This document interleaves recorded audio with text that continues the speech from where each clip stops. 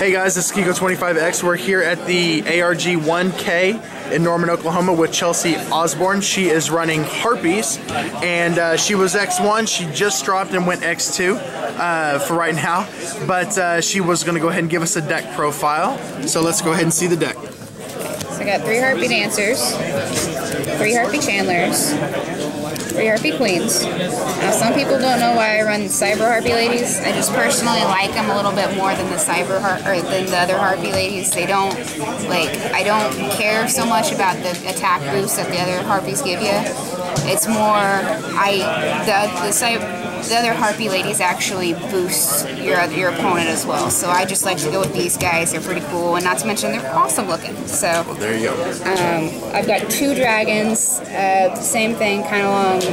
I find myself sometimes drawing into dragon. So I usually discard it for Chandler, send it to the graveyard, pull the other one back out so I can go into like Big Eye or something. So I almost always have a Big Eye going. Summoner Monks, obvious, they're good with Hysteric Sign. Effect Failures, mainly because I don't have any Max C's and they negate stuff. You know, Gen X Ally Birdman, I actually run a card that we'll see in a little bit that helps with that. 3 Harpie Hunting Grounds, 3 Hysteric Signs, 2 Elegant Egotists, because any more than that, it's usually a dead card unless I have Summoner Monk on the field or in my hand, because otherwise it's like my Cyber Harpies are all in the graveyard, whatever, so there's that. Just a couple other staples. This is the one that's good with Gen X Ally Birdman because it allows me to go,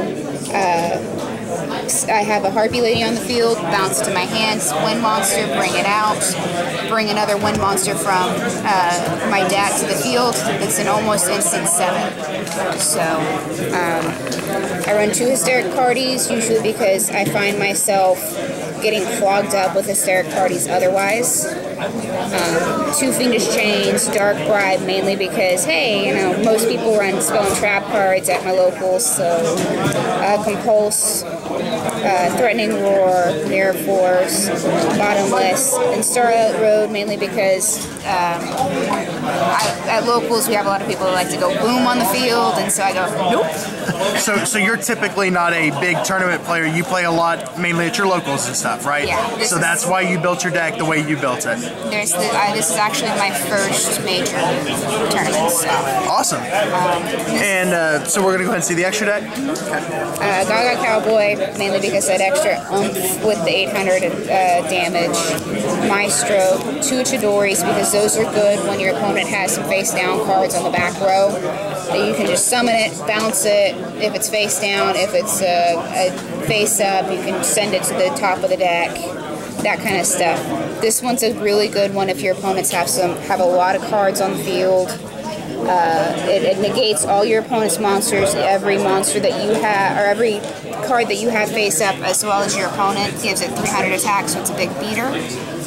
Black Shippercorn, another little thing. Queen Dragoonjin actually allows you to pull dragons from the graveyard, so that's good if you already have your Chandler on the field. Bring the dragon out, go into Big Eye, or summon and then go into Big Eye. This is almost like one essential for the deck, just because it's pretty cool, or just because it allows you to go attack directly. Of course, Big Eye, I don't have a Draco Sack, so I've replaced it with Master of Blades. With Ancient Fairy Dragon, it allows instant 7 with that Gen X Ally Birdman. It allows me to get 1,000 life points, special summon extra level 4. Granted, I can't attack with it, or attack that round. Another level 7. Then since I run so many level 7s, I added some level 8s with my effect favors. So is there anything you would like to add if you were able to get a hold of it? Obviously you said Draco Sack. Probably Draco Sack, maybe some Maxis. Other than that, I'm pretty happy with the deck.